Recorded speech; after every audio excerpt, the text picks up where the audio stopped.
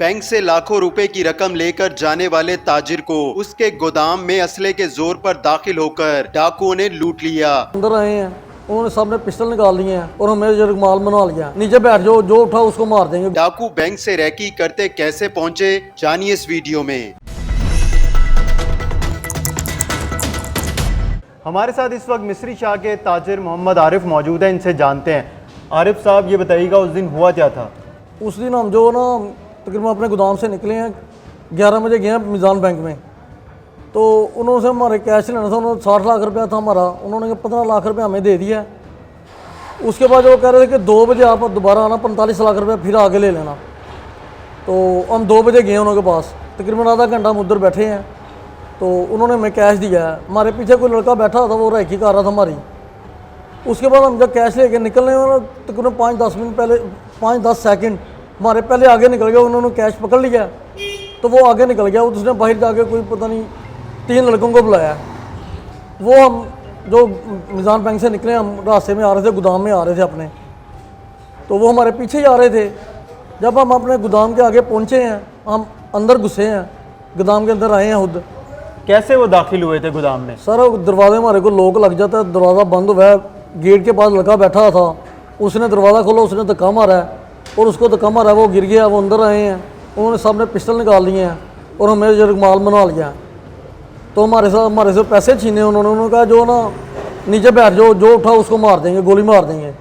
वो पैसे लेके बाहर निकले हैं, सामने दुकानों वाले बैठे थे, उन्होंने पिस्टल जो है ना उन्होंने की तरफ किए हैं, तो वो साइड पे हो गए हैं।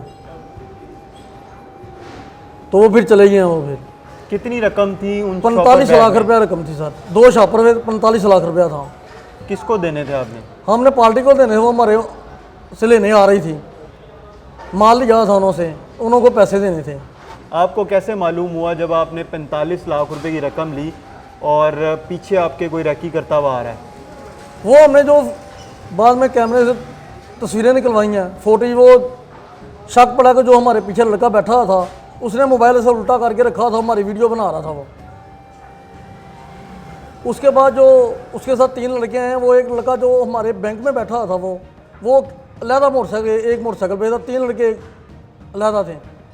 वो जो एक लड़का आया ना, वो हमारी गली के कॉर्नर पे आके खड़ा हुआ है। वो तीनों लड़के अंदर आए, घुसे हैं, तो वो लड़का पीछे से बाहर निकल गया। हुलिये कैसे थे लड़कों के? आप अगर सामने आए वो तो आप उनकी शनाख्त कर जी सकते जी हैं? कर लेंगे शनाख्त हम आपकी। किस तरह के हुलिये थे?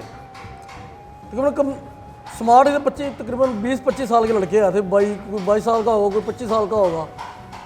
तो जब जो वो ड्राइवर था आगे मोटरसाइकिल पे, उसने हेलमेट डाला था, 2 पीछे लड़के थे, उन्होंने नहीं डाला हुआ था, वो ऐसे ही आए थे।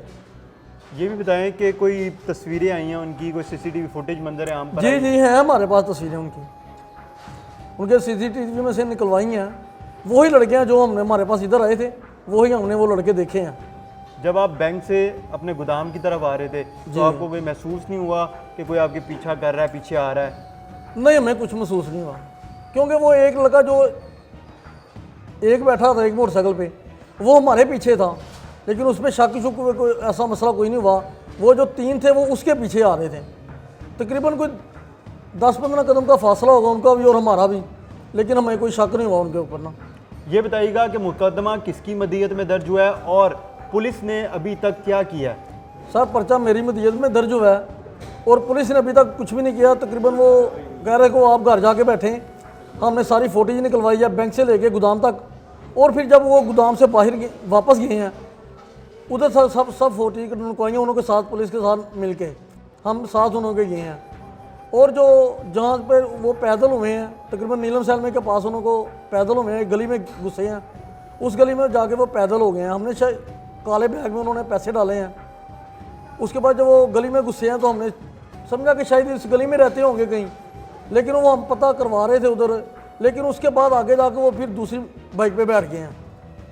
उसके बाद आगे तक हमें कोई पता नहीं चला, लेकिन पुलिस ने, हम पुलिस को कह रहे हैं तो वो कह रही हैं आप घर बैठे, अब हमारा काम है, लेकिन हमें अभी तक कुछ उन्होंने बताया नहीं है।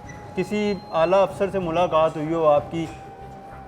जी हम CCPO के साथ पास भी गए हैं तकरीबन 3 मरतबा, लेकिन वो हमें मिले ही नहीं है।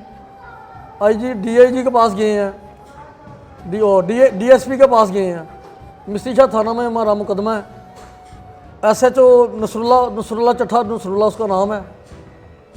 DSP शहबाज रफ़ीक का मेरे हाथ उसका नाम नहीं मेरे जहन में आ रहा। उन्हों के पास भी गए हैं, वो कह रहे हैं कि हम बता देंगे आपको, आपका जल्दी जो है ना कवर हो जाएगा, लेकिन अभी तक कुछ नहीं हुआ। आरिफ साहब, जहाँ पर आपका एक गोदाम है, जी आसपास बहुत बड़े बड़े गोदाम हाँ हैं जी। और यहाँ पे इतना लोग काम कर रहा है, तो ये वारदात पहली दफ़ा हुई है या पहले भी ऐसी वारदातें होती रहती हैं? सर पहले छोटी मोटी वारदातें होती रहती हैं, लेकिन ये हमारे साथ तो बहुत काफ़ी बड़ी हो गई ना। तो जिस वक्त वो आए हैं यहाँ पे तो रश बहुत ज़्यादा होता है और उन तीनों के हाथ में असला था। जिस तरह उन्होंने अंदर दाखिल हुए हैं तो कोई आसपास से लोग, कोई सिक्योरिटी गार्ड, सर, कोई मदद के लिए नहीं आया? लोग उठे हैं, अपनी दुकानों पे बैठे थे, वो उठे हैं, लेकिन उन्होंने जो तीनों ने जो है ना पिस्टल जो है ना उन्हों की तरफ कर दिए हैं, तो लोग फिर पीछे भाग गए हैं। अब आप क्या अपील करना चाहते हैं कि आपका इतना बड़ा नुकसान हुआ है और अभी तक मुल्जिमान गिरफ्तार नहीं हुए? सर अपील हम तो यही कह रहे हैं कि हमारे मुजरम जो है जल्दी पकड़ के लाएं।